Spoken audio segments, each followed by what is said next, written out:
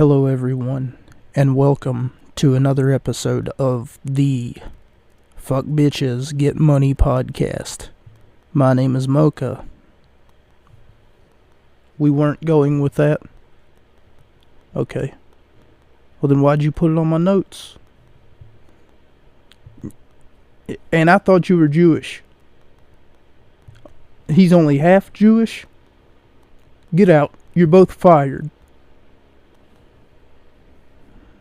Hello everyone, and welcome to another episode 61 of the Gut Wrench podcast. And thank you all so much for joining me this evening. Or, on this night. And I know what you're thinking. But Mocha, it was supposed to be up on Christmas Eve. So, due to the fact that I didn't realize how hectic my schedule was going to be come Christmas Eve, I thought for sure that I would get off at 6 o'clock, which I did, off at the Walmart. I would get off at 6 o'clock, and then after that, I would be able to come home and do the whole podcast episode, upload it, and just be done with it. But I didn't get home until around 7:30 due to some complications. And whenever I did get home, I was already tired, from work. I don't mean to make any excuses or for that matter anything else. I'm trying to, upload schedule needs to stay consistent and whatever. And on top of that, once I got home, I was kind of like, well, the last thing anybody wants to do is listen to a podcast. I mean, they're home, they're trying to unwind and relax by the fire, they're trying to listen to Christmas carols and whatever else, it would be extremely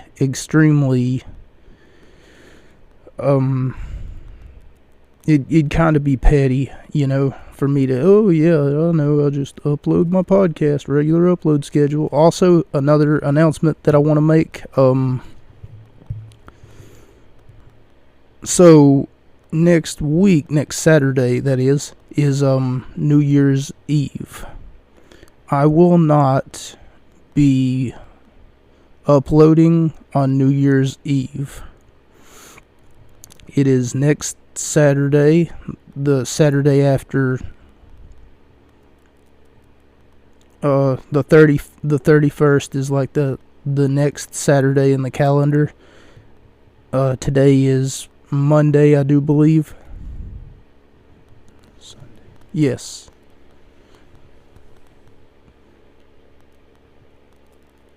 Yes, Monday, the December the 26th. And I hate the new year. Everything about it is disgusting. It is not fun. It is just something that I cannot stand, and I haven't been able to, fathom. Every year it comes around, I absolutely hate the new year. There's this stigma in the new year that, you're supposed to forget and forgive and allow all your mistakes from the prior year to just melt away, go away. Let me ask you guys something. How many times for the new year do you just do that? How many times have you actually forgave someone, forgot about what it is that they've done, and then just, let them back into your life? Because if you're any sort of stupid, you wouldn't be doing that. Celebrating the new year is so retarded, to put it into a word. So stupid. Because the new year, I don't mean to go on a 5-page rant here, but the new year is like, oh, everybody deserves a second chance. And then next year, whatever happened 3 or 4 years ago, whenever that, let's say someone burned down your house, for instance, like it happened to me. Let's say that I forgave my uncle, for doing that. Because right now, I can't stand him. I don't talk to him. I don't fucking go over to my aunt's house because he's over there. So I don't go over there for Christmas dinner. I don't go over there for Easter or whenever he brings his kids over. His kids are pretty cool. I guess it's not the point, but it's kind of like if I forgave him for what he's done. And yeah, I'll put a little bit of this into my book too, because the fact is that him burning down that house and then selling my grandfather's cars. My grandfather had probably, let's say, 10 acres. I don't know how many acres for sure, but let's say 10 acres, just as a number. Is probably a little bit below that, but like I said, just for a number. 10 acres of property that he had. My uncle decided that it was a good idea to take all those vehicles, all those broken down, beat up vehicles in that garage that my grandfather owned, decided that it was a good idea to just give them to a place called Lambert's Auto Parts.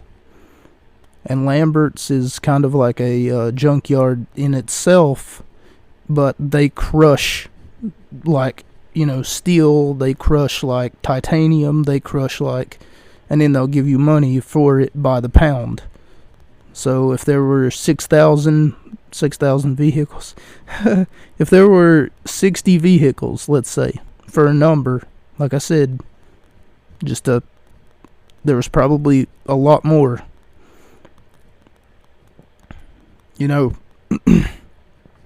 And he crushed all those and got money from it and didn't share it with anyone else because it went up his nose.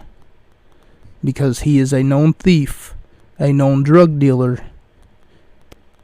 and a known criminal. Should I forgive him for what he's done? Or should I be cautious because he could do it again? He could come over here, decide he's in a bad mood, a pissy attitude, and then while I'm asleep in the middle of the night, start a fire in my house, and then him walk away from it. But remember, I forgave him a few years ago, so I didn't think that he was possibly capable of doing anything like that, because I allowed him back into my life. I forgave him thanks to the fucking new year.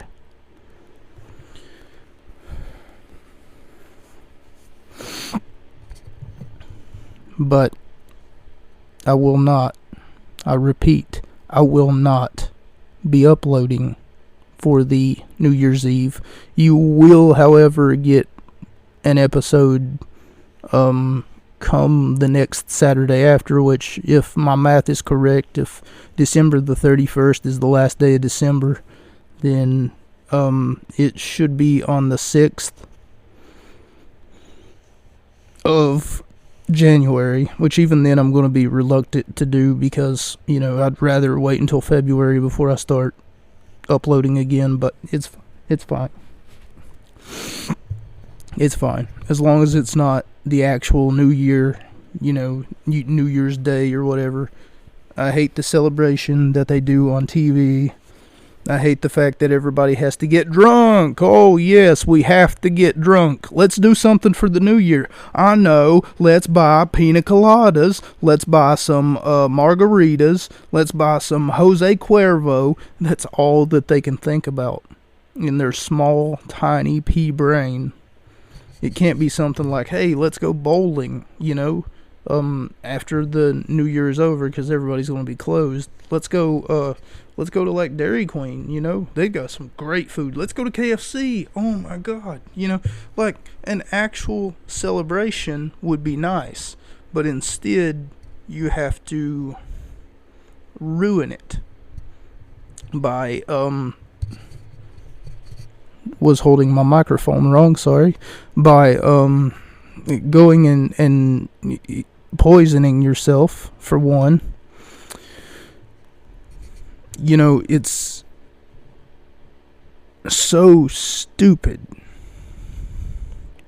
So goddamn stupid. But aside from the randomness that this podcast has to it a lot, do apologize that it's a late upload. Like I said, once I got home, I was really tired, decided that it was a good idea to just lay down for a few hours, and that was Christmas Eve, after I'd got home, and a few hours turned into a few more hours, and the next thing I knew, I didn't have any time left to really.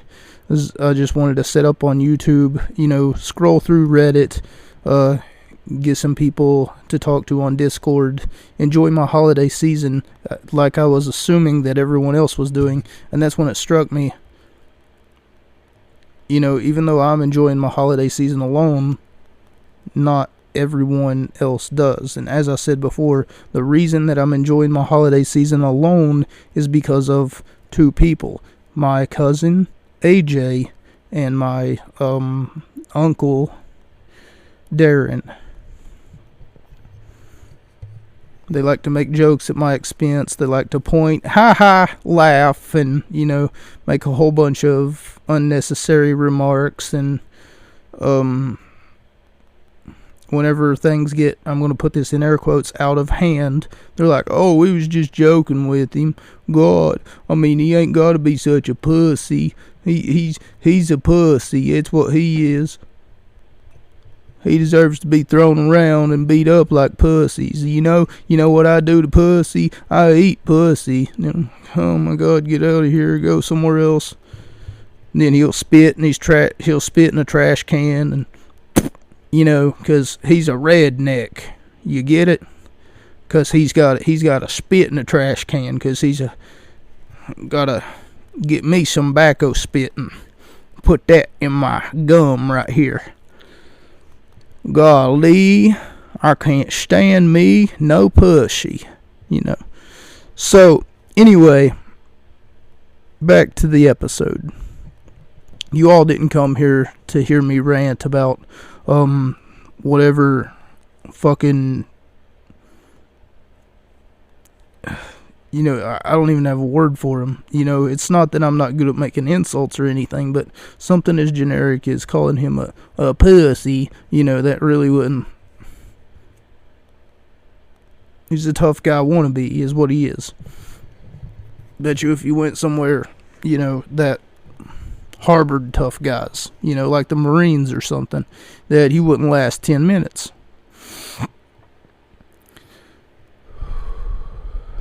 And as much as it bothers me, it's all good. One day, they're going to get theirs.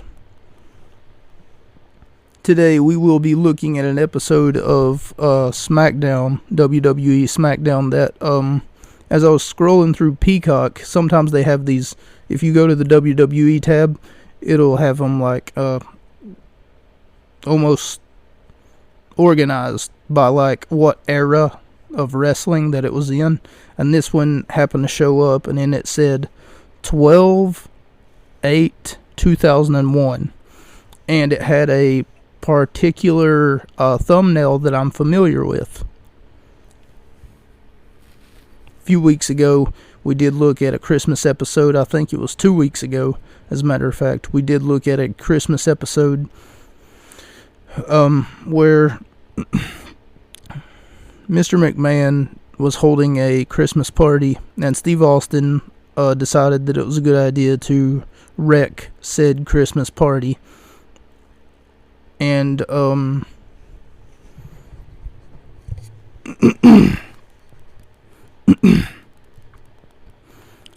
this is almost a year later. Let's just go ahead and throw that out there. And almost the same instance, Ric Flair and Mr. McMahon trying to enjoy their Christmas parties respectively. And the next thing that you see is a surprise from Ric Flair to Mr. McMahon. Almost as if he brought him a Christmas present. Now, I thought about watching a few years into... I thought about maybe going and watching something like the Mickie James and the Trish Stratus feud, because there was a lot of Christmas themed things that Mickie James did to Trish Stratus, like she kissed her under the mistletoe one time. One time she got her a present, and I'm putting present in air quotes because she comes to the ring, right? And not to spoil it or anything, but if you haven't seen that one, she kind of comes to the ring and then she talks about how she got Trish Stratus a present and she wanted to invite Trish Stratus to the ring. And that's what she does. She asks Trish to come on down to the ring, and they start playing Trish Stratus's entrance music, only for Trish to never show up. And she's kind of like, "Oh, Trish, why are you not showing up?" She's like, "Come on, Trish. Come on, don't be a spoiled sport," or whatever. And James then says that, "Oh, I forgot. That is right. The present that I got you." And then she's got like this big box, almost like that's been gift wrapped in a way, and it's in the middle of the ring, so you're assuming that that's the present that she got for Trish. She just needed Trish to come and get it, right? Well, they pull the top off of the box, and the box kind of, either it collapses or they pull the rope that it was attached to, and the box just comes up. And what happens is it's Trish Stratus, and she's been bound, gagged, tied up. And then Mickie James says, "I got you for Christmas, Trish." And then you're kind of like, what the? Because she's crazy. Do you get it? She's psycho. She's a little bit insane in the membrane. But I didn't look at that. So, maybe for another day. Maybe she does a lot more crazy things too. And if you grew up with it, then you knew that, oh my goodness, this woman she must have a few screws loose or something, The point is, we're looking at a pre-Christmas episode of SmackDown. But first, they give us a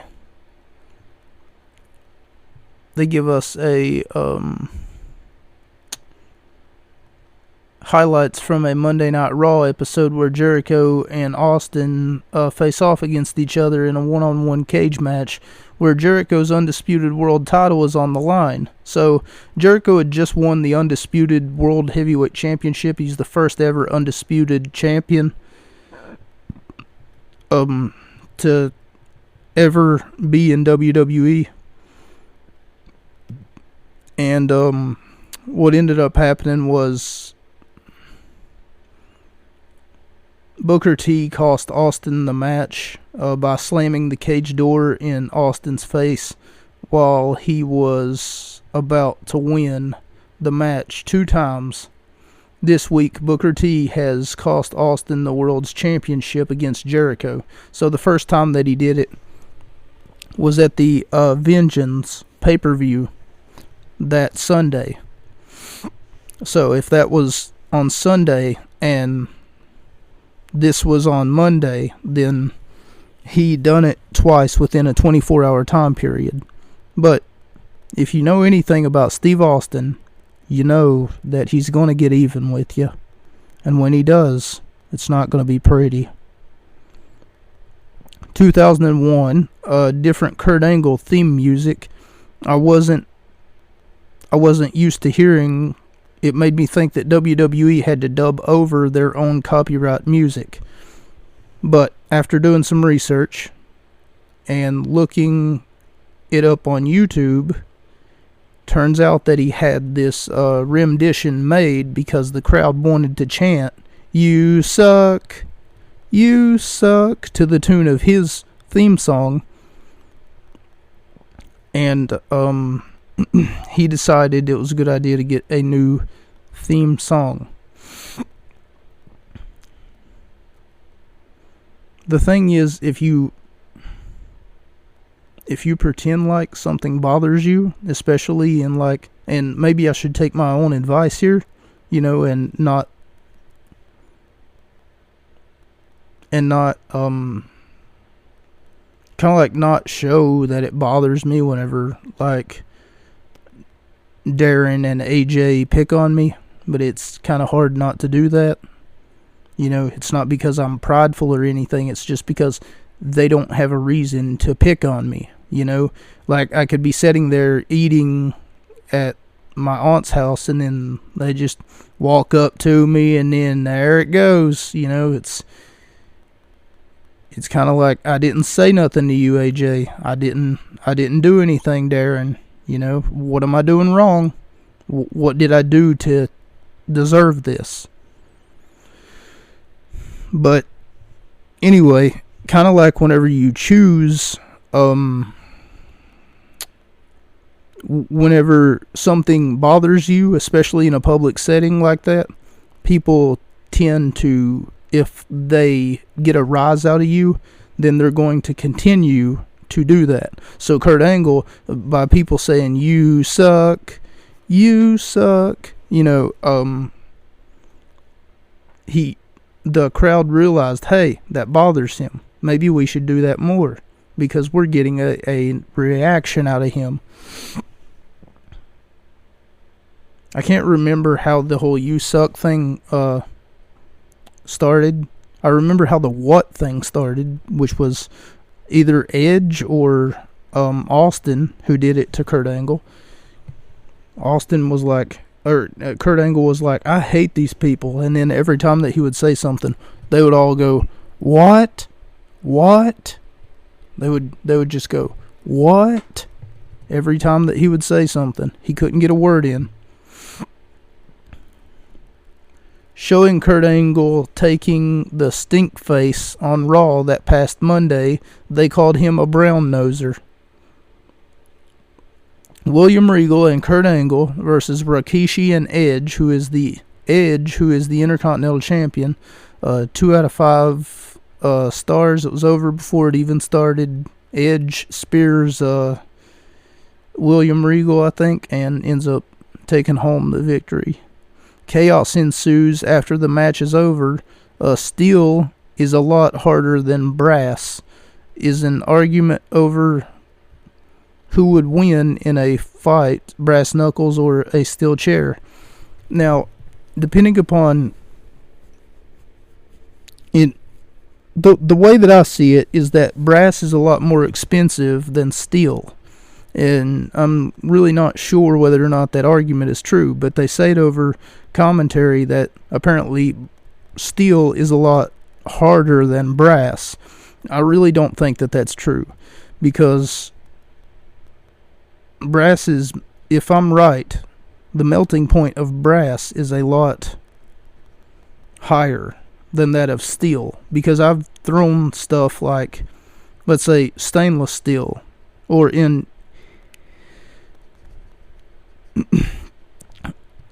stuff like forks that that aren't plastic, I've thrown those into a fire and watched them melt. And whenever they melt, they turn brown and, they kind of curl over. Almost like it doesn't take much to melt them. So if that was a stainless steel fork, if I had some brass knuckles, I could see. But, brass is a lot more coveted than steel. I'm not even sure why I'm going on a 5-page rant about this, but it's, even though it sounds stupid, it's kind of relevant because they bring it up on commentary. Vince McMahon comes out to being booed, and Vince is going to get the police with guard dogs. Yeah, he's got police, he's got guard dogs. Ric Flair says he retaliated he rented the skybox over the WWF arena for Vince and Booker T. So, the reason that he's got the guard dogs and the reason that he's got the policemen and stuff is because he's afraid of Steve Austin. Twice already. Like I said before, twice. Booker T has cost Steve Austin championship opportunities. And Ric Flair said it best himself whenever he said that, well, he said it in the 80s or the 90s, but Ric Flair had a big promo that he did one time where he said, this business is about two things: breaking necks and making checks and breaking necks. Or he must have said something to the effect of that. He's like, getting money and coming home and she's calling me honey, So, the way that Ric Flair seen it back then was this business was about two things, breaking necks and making checks. I'm pretty sure that's what he said. So, if that's the case, one of those two things is about to happen if Steve Austin gets his hands on either Vince McMahon or Booker T. Somebody is going to get a neck broken.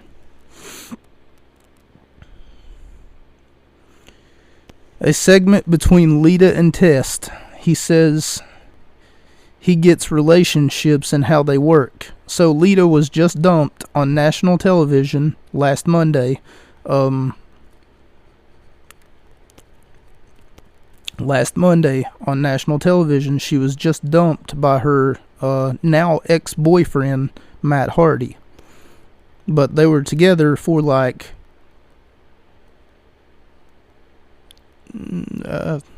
maybe a year or so. Maybe. I mean, because weeks before this, Lita and someone else, I want to say Trish, Lita and Trish were backstage getting a massage, and there was a segment wherever Lita was talking to Trish or talking to someone about Matt Hardy and how he went all out, didn't he? Yeah, he rented us this nice massage, I guess she got to take a +1 or something, but someone's rubbing her down while she's got a towel over her, and she ends up talking to him while the camera's on, something about, oh, do you think he's going to ask the question? And then she goes, no, he's not gonna. And then she's just like, yeah, I think he's going to. I mean, why else would he do this?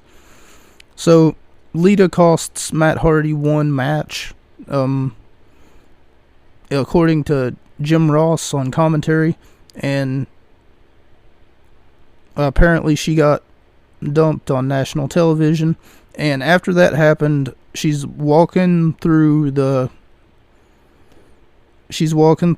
hallway in the backstage area whenever the camera gets focused on her and the segment starts, and Lita and Test. This is what makes me think that these segments must have been pre-taped, because there's no way that there's just a random cameraman walking up and down, the hallway of the wrestling, and then all of a sudden Oh shit, here's some action right here, and then he just so happens to catch it.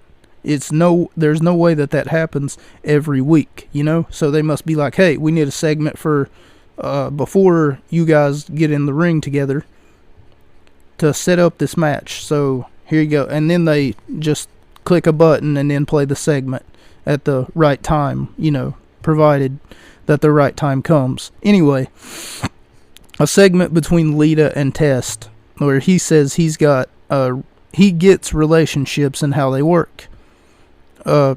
He wants to know if you ever want to go out, he's here. And he's talking to Lita. And she says, thanks, but I'm really going through a lot right now. But not right now. And of course, he thinks he's hot shit. He says, when are you going to get the opportunity to go out with someone like me again? He says, I promise you, once you go Test, you forget about the rest.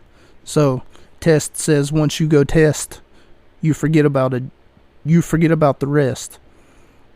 And I put a note here that said, what a jerk. She shoots him down for a second time, and he gets mad, taking it personally, and thinks that he's way too good for a girl like her. I see the way you look at me, he says. You walking around with your underwear hanging out. What kind of message are you trying to send? And, she's known for, coming to the ring with, for whatever reason, she would have, her underwear out of her pants while she's walking to the ring. So much so that they even put it into one of their video games. Whenever you go to pick Lita, sometimes you can change her outfit to where the underwear is showing. I'm not sure why that's relevant, but it's kind of like her style or her fashion. So I don't think that we've had a single wrestling match. It's just been nothing but, oh yeah, we have one wrestling match. Nothing but segments. One wrestling match that I gave 2 out of 5 stars. Next, we get a Cruiserweight Championship match as Tajiri, champion, accompanied to the ring by Tori Wilson, versus Crash Holly. And while they're coming down to the ring, King, on commentary, Jerry the King Lawler, of course, wants to know, what does Tori Wilson see in Tajiri? Because, King wants to feel her puppies. What? I gave it 2 out of 5 stars. After the match, it looks like there's a damsel in distress, and the hurricane comes to... So here's what happens. So after Tajiri ends up winning, and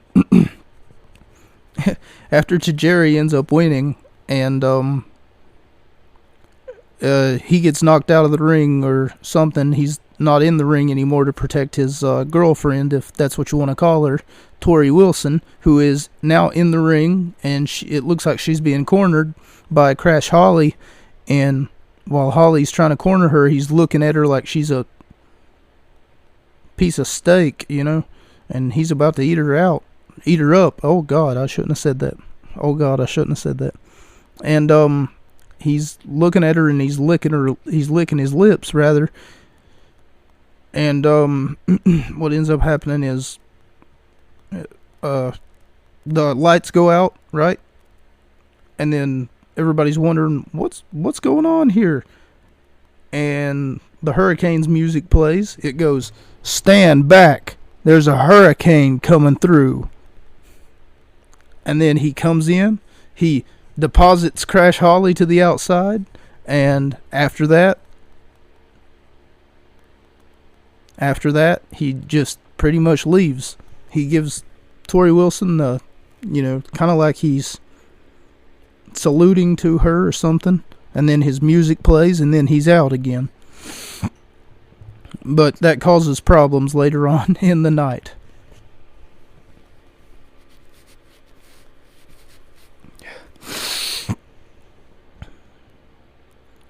rescue the pretty ironic scene as though that people are constantly needing help being rescued from hurricanes, but in this case, the superhero that goes by the name Hurricane comes out to save Tori Wilson. And Michael Cole says, I thought he was fired, which we're going to get to right now. Lance Storm has been harassing Ric Flair. Flair says he doesn't like Lance Storm. Stop calling his phone. You don't need to. He doesn't want you. He doesn't like you. Stop following him to the grocery store. How many times does he have to tell you, get away from me? And Lance Storm says, did you hire back? Did you hire back the Hurricane? And then he says, yes, I hired back the Hurricane. He's like, well, why did you hire back Hurricane? Lance Storm wants to know. And then he says, because there's a shortage of WWE superheroes. That's why I hired Hurricane. Now leave me alone. Lance Storm says, well, can you hire me back? And Ric Flair says, all right, Storm, all right. You've been bothering me so much. I'm going to give you one last chance, is what he says. One last chance to prove to me that you deserve to be hired. He says, great, that's great.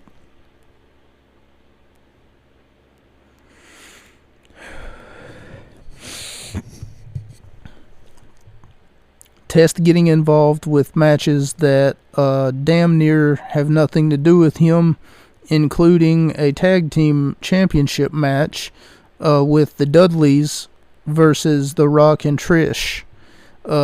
Test also keeps intimidating the officials.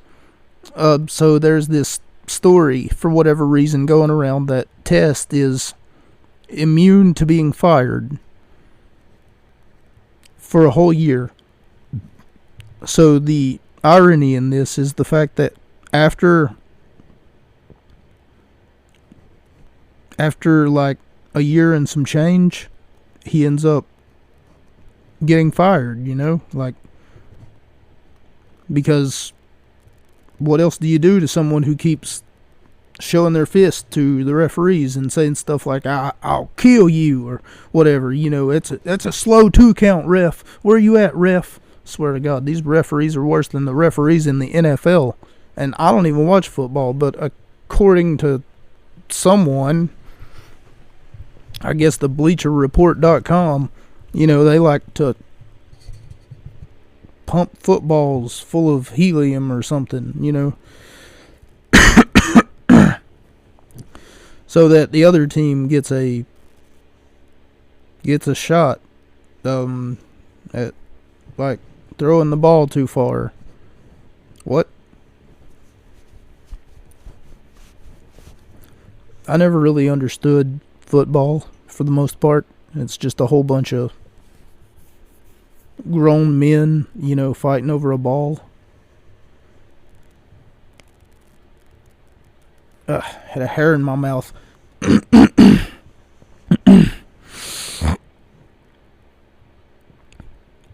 Test keeps getting involved with matches that have nothing to do with him, intimidating officials.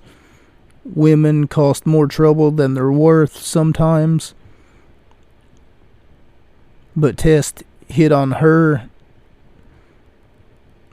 She has every right.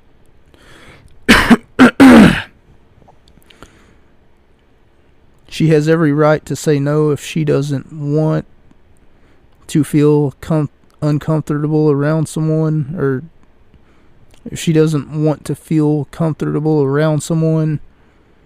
The fact that Test reacted the way that he did just goes to show what kind of character or what kind of intentions he truly has to take this scenario into a real life context. She's heartbroken after she was dumped on national television this past Monday night.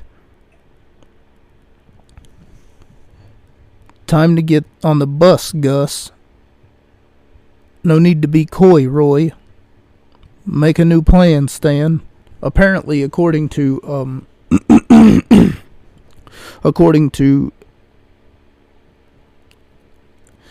Jerry the King Lawler, there's now 51 new ways to dump your lover. Now, I never really understood what it was that he was talking about, so much to the point that I had to watch that segment of him talking like 3 times just to write down what it was that he said, because I'm like, I don't understand what 50 ways to dump your lover is. Is it a book? Is it a audio tape? You know, I mean, I don't know if they had podcasts back in 2001. Is it a podcast? Can I go listen to it? 50 new ways to dump your lover? Was it a movie? You know, like, I'm so confused. But he keeps making these one of them was, time to get on the bus, Gus. No need to be coy, Roy. And then make a new plan, Stan. And instead of there being 50 ways to dump your lover, he said it looks like Matt Hardy found 51 ways to dump your lover. And like I'd said, I wanted to bring this into real world context.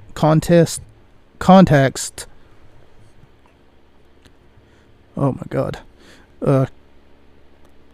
But, you know, whenever a woman says no, that should be an indication that she's not interested. Not to, you know, force yourself on her, or to make her feel uncomfortable. So I won't say watch, but I listen to this guy on YouTube, because he uploads videos to YouTube where he reads off other people's stories that they'll send to him, and I'll put on my Bluetooth speaker, and then I'll listen to some of his stories that he reads off in an email. And I've sent him several stories, and he has yet to read them off. It lets you know how many emails that he gets. Or maybe he just doesn't, he's like, oh man, this guy doesn't use any punctuation. That's more work for me. No thanks. The point, of course, that I'm going for is the fact that in some of these stories that he uploads, some of them have to do with what time it is, you know, like if it's Christmas time, you know, he'll upload 10 stories about, you know, Christmas time or whatever. And, you know, to really get a grasp as to what it is that some of these people go through, especially women who have had, you know, prior sexual assault. I won't say the word, but it begins with R. Who have had sexual assaults done to them. It's like I said, I'm going to try to take this into real world context. It's quite difficult to trust anyone, you know, because you don't know whether or not what their intentions are. And if you get rejected by someone, the best thing to do is just walk away, or at least be like, hey, can we still stay friends, or you know, try to manage that relationship in a way that is mature and doesn't really take away from anything that might happen later on down the line. Women are very emotional creatures. Let's just put it that way. They are really emotional creatures.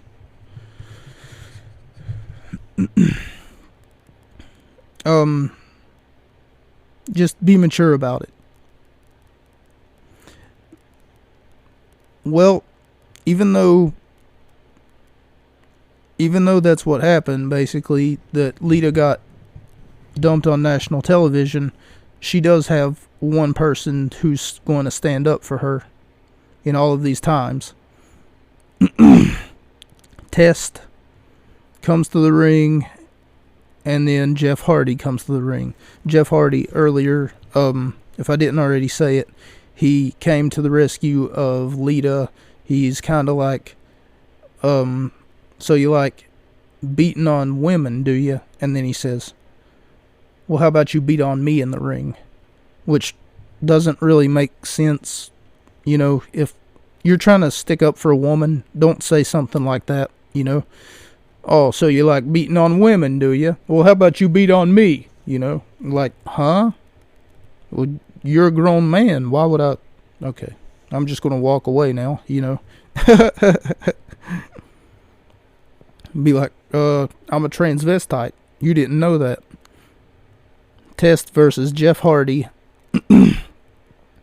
Payback as The Rock comes in to beat Test up for what he did last week in a tag team championship match between The Rock, if I didn't say it, which I know that I did, but there was a match that Test had interfered on that he had nothing to do with, but he interfered on The Rock's match with The Rock and Trish Stratus were going against the Dudley Boys last Monday on Raw, and whenever he interfered on The Rock's match that Monday, this past Monday after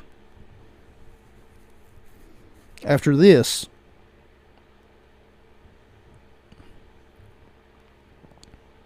on that past Monday, The Rock comes in and he basically beats up Test for what happened last week in the tag team championships match that he got cost thanks to the fact that Test came in and interfered and distracted The Rock long enough for the Dudleys to hit the 3D on Trish Stratus and get the win by pinfall. Test versus Jeff Hardy, and I gave it 2.5 out of 5 stars. It was a really solid match. It really wasn't that entertaining.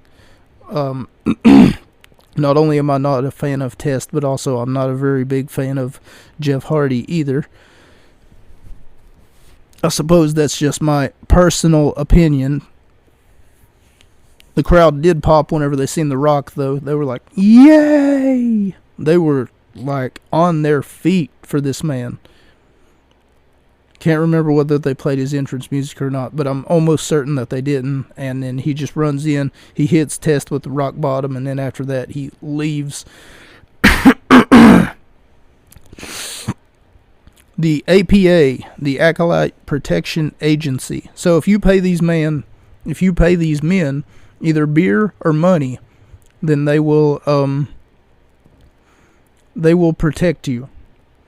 But asking about Lita in Matt's sex games when they was together while they're playing cards, Ron Simmons asks, where does she buy those thongs?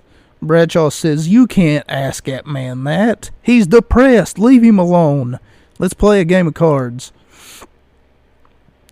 Stone Cold shows up and starts beating the hell out of Vince McMahon and Booker T. So as I stated before, they were in the skybox, and I didn't put anything on my notes about this, but almost like every match, they would look at the skybox with Vince McMahon, and they would see, hey, what exactly is this? You know, how does Vince feel about that? How does Vince feel about that match that just took place? Oh, Vince ain't gonna like that. You know, they would always give an inside commentary as to, oh, look at the boss's face. You know, they would always like look over, and Ric Flair assured Vince McMahon and Booker T that they were safe up there in that skybox. Okay, so I'm going to try to explain to the best of my ability what happened. Some firefighters come in because there was a fire. Because some idiot decided that it was a good idea to try and cook them burgers or something like that, because there was food there. And there was so much food. There was like a couple hamburgers. And see, while they're listing off this food that they've got, there was like hot dogs, corn dogs, hamburgers. But every time that they would list something off, the crowd would say, "What?" So it was kind of like a Steve Austin joke. They would go, "So let me get this straight. There's hot dogs. What? Hamburgers. What? There's French fries. What? Tortillas. What? Dip. What?" And then it just kept going and going. There's sauce. There's cotton candy. What? And that's what they kept doing. Steve Austin shows up. At first, you don't know that he's there. Honest to God, you don't know that Steve Austin's there, because all the firefighters show up, and then they're like, "Well, we got a call about a fire." They left the door open, by the way. So whenever they left the door open, Vince usually makes it a point to shut the door. "Shut the door, God damn it!" He's like, "Shut the door. Austin could be in here." Anyway, they open the door, and they keep it open, and the camera's almost like in one corner of Vince McMahon's skybox office, and he's looking back and forth, and all of a sudden he says, "Well, I'm sorry." And then he hears a familiar voice say, "That's okay." He turns around, and it's Steve Austin. Oh my God, it's Steve Austin. So Austin starts beating the hell out of Vince McMahon, and then he throws him like down almost 2 flights of stairs, but Vince ends up catching himself, and then Booker T ends up trying to get the best of Austin, because like I said, he wants to get revenge on Booker T for what happened these past 2 weeks, costing him 2 title matches in 2 days, the time span of 24 hours, within Vengeance, the pay-per-view that they just had, where Booker T interfered to help Chris Jericho, and within the previous night on Monday Night Raw. Not only that Sunday, but also that Monday,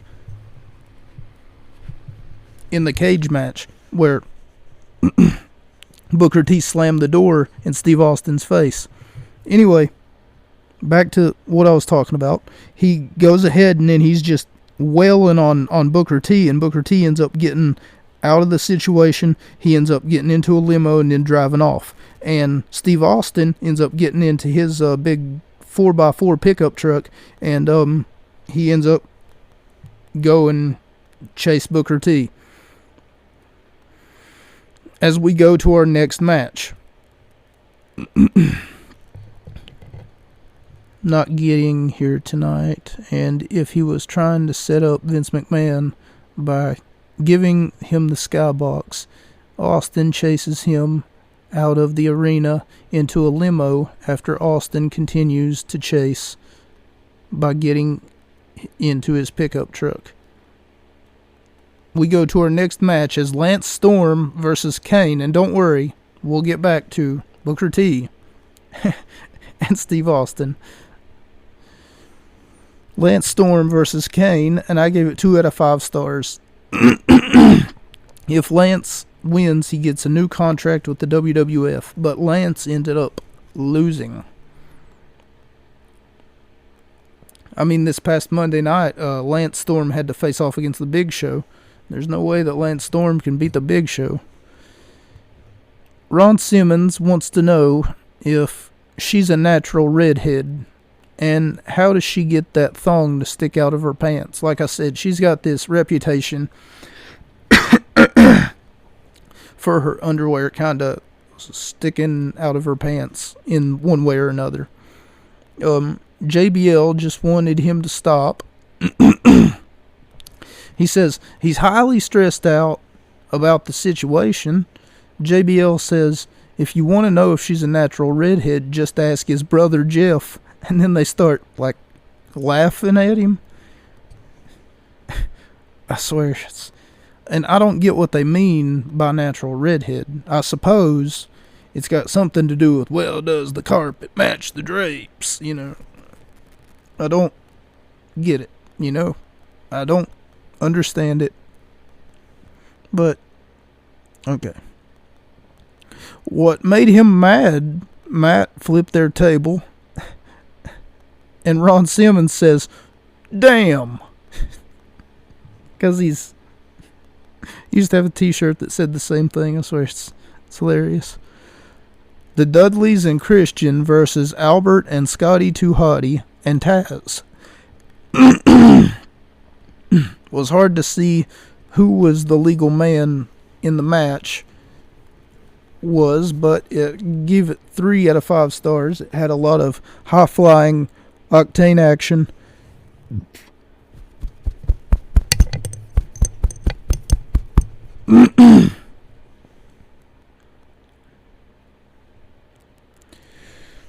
Matt Hardy versus JBL, and I gave it 3 out of 5 stars. The story gave the match an extra star because all throughout the night it's been nothing but pick on Matt Hardy, pick on Matt Hardy. Hey, can't we just play some cards, guys? Can't we just play some cards, guys? But no, he doesn't want to play cards. He wants to pick on Matt Hardy.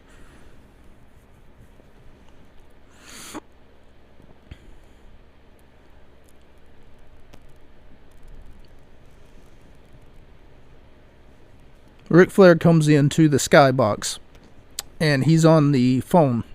Ric Flair's on the phone.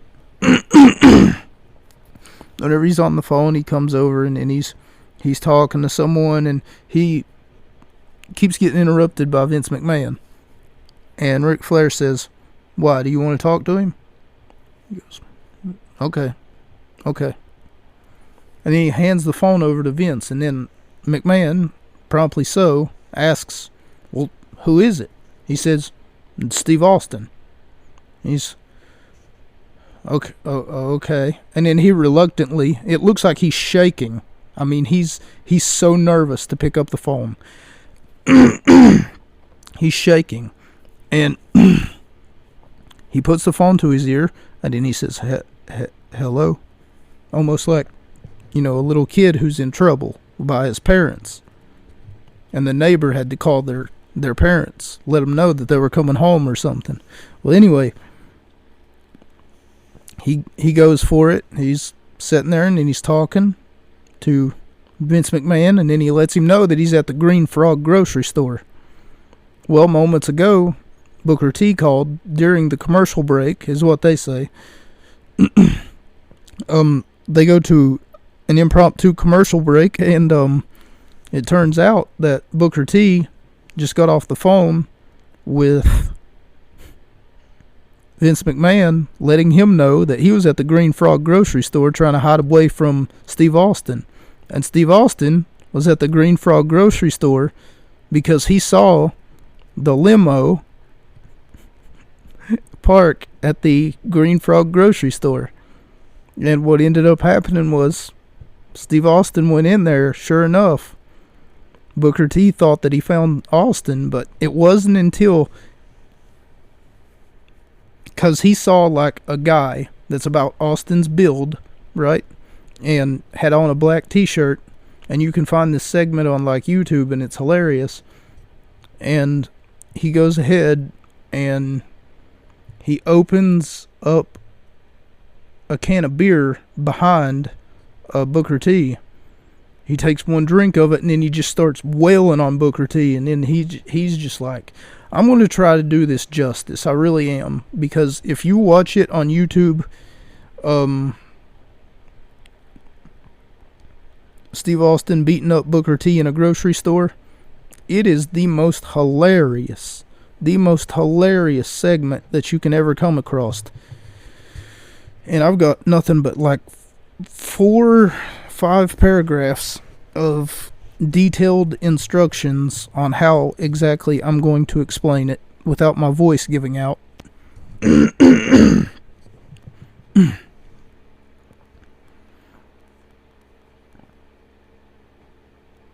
And during the Matt Hardy JBL match, King on commentary says if he can ask one question to Matt Hardy, he would ask, does the carpet match the drapes? Ha ha! A sex joke. Boing. The Green Frog grocery store in Bakersfield, California. Can of whoop ass on 2. Okay, so Booker T is he's kind of like going through the grocery store. He's just kind of like minding his own business, and he's picking up some cereal, and then he says, I wonder if this is still fresh. And he puts his hand in there, and then he starts eating out of the box, and he puts it back. And he's like, yeah, they still fresh. Then all of a sudden he sees someone walking across the aisle, and over the intercom you hear, attention shoppers. And it sounds like Austin. It really does. He says, can I get a can of whoop ass on 2? And then after that, he hangs up the phone. And Booker T's like, what the hell was that? So Booker T attacks who he thinks is Steve Austin, but is later found to be someone else. When Austin cracks open a beer behind him, and after that they go to the produce section, because they might have been like right beside of it. Jerry the King Lawler over commentary says, not the produce section.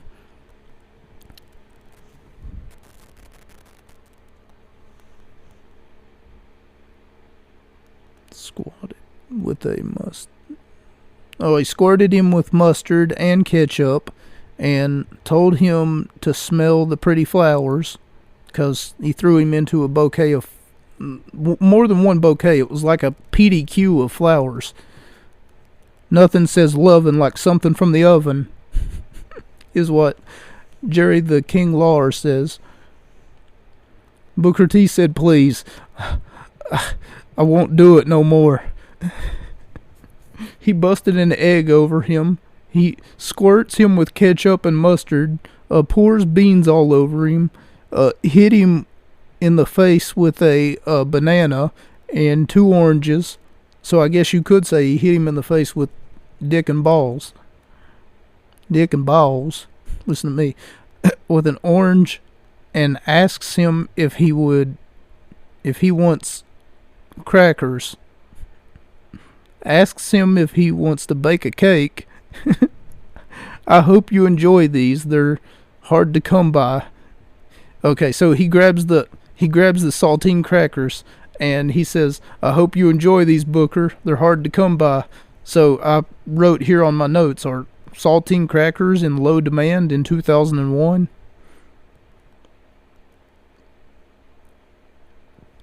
Or would they be in high demand, seeing as though they're hard to come by? No, I think I had it right. They would be in low demand. Anyway, he after Booker T locks him in the milk freezer, he comes out. He drinks about a half gallon of that milk, and he's got it all over his face and all down his shirt. And then he says, "Got milk?" He throws coffee beans at him. Asks if he wants coffee. Police sirens in the distance. Austin says, price check on jackass. So I'd read a little bit about this segment before. Price check on jackass. So whenever they got there, right, the police get there, and this didn't happen on live TV, unfortunately. It was a pre-recorded thing that they just decided to roll with.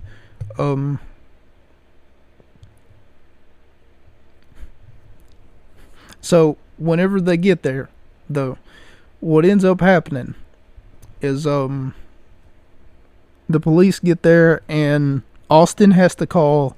Apparently he had to call like the USA Network. He had to call Vince McMahon.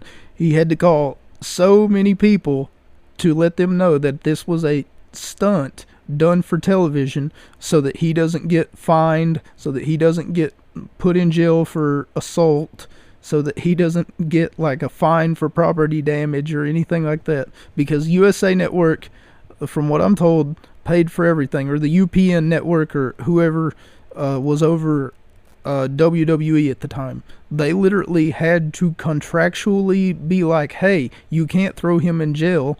We have a contract here. You know, because imagine you're at a grocery store, you see this cameraman just aimlessly watching these two attack each other, you know? And rightfully so, someone was confused enough to call the police.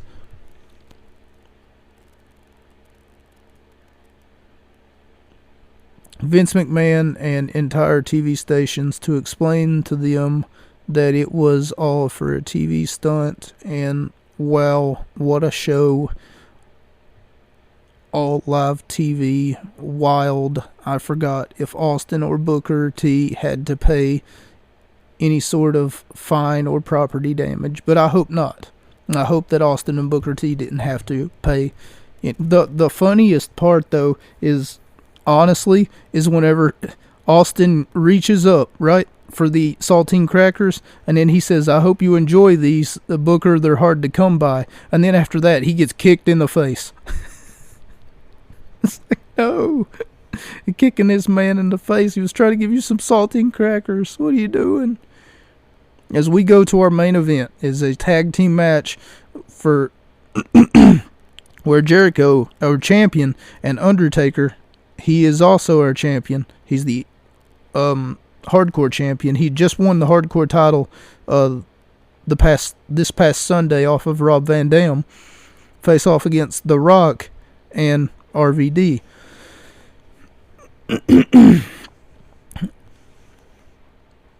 Jericho beat The Rock thanks to a low blow and a distraction from Mr. McMahon. The crowd pops at everything The Rock does. No one can move the needle nowadays like he can. A lot of the match seems to be Taker and Jericho shining more than anything else. Their star power is showing. There's a lot of the match that is focused on what they do as heel team, you know, as the bad guys. 4 out of 5 stars, was really well executed. Really exciting. So, and what they do here is before the main event, they say, this Raw recap or whatever it was like this SmackDown rebound. You know, they show you what happened last week, and they've got a funky name for it. SmackDown Rebound is brought to you by Crash Bandicoot, The Wrath of Cortex, which is a video game that I absolutely enjoyed. I loved it growing up. And also brought to you by the Royal Rumble. WWE presents the Royal Rumble, which might be what our next episode will be about, is a Royal Rumble pay-per-view, because that could be what we're coming up on in these past few weeks.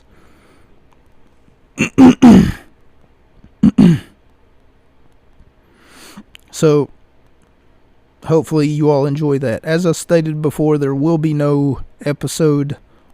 Oh yeah, the Royal Rumble. And what was presented by the Royal Rumble? Another game that I played the hell out of growing up, called Final Fantasy X. If you've never played Final Fantasy X, you probably should, because it is a game that will invoke more emotion into you. And I mean, you could say I'm just a little girl, you know, and that's why it invoked emotion in me. But whenever you get attached to like characters and stuff like that, you always want to see them grow, and you always want to see them be successful, and for that matter, you want to be a part of their life in one way or another. So, Final Fantasy X, Crash Bandicoot Warped. Oh, the Wrath of Cortex, rather, not Warped. And, like I said, I gave the main event 4 out of 5 stars. And, ladies and gentlemen, it's that time again. Time to cancel the new year?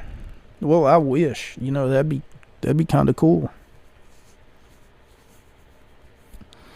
Well, ladies and gentlemen, it's that time again. Time to set fire to your computer. Now, why would I? You get one more. And you better make it a good one. Well, ladies and gentlemen, as you know, it's that time once again. Time to set fire to your house. Yeah, why not? I'll just go join my uncle in an arson club.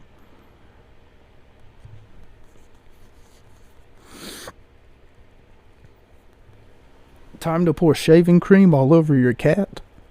Yeah. Yeah, definitely. Now get out of here. God, I thought you said you were Jewish. He's only half Jewish. You're fired, both of yous, for lying to me. Thank you all so much for joining me at episode 61 of the Gut Wrench Podcast. I've been Mocha. You're not Mocha. That's a wrap. Good night, everybody.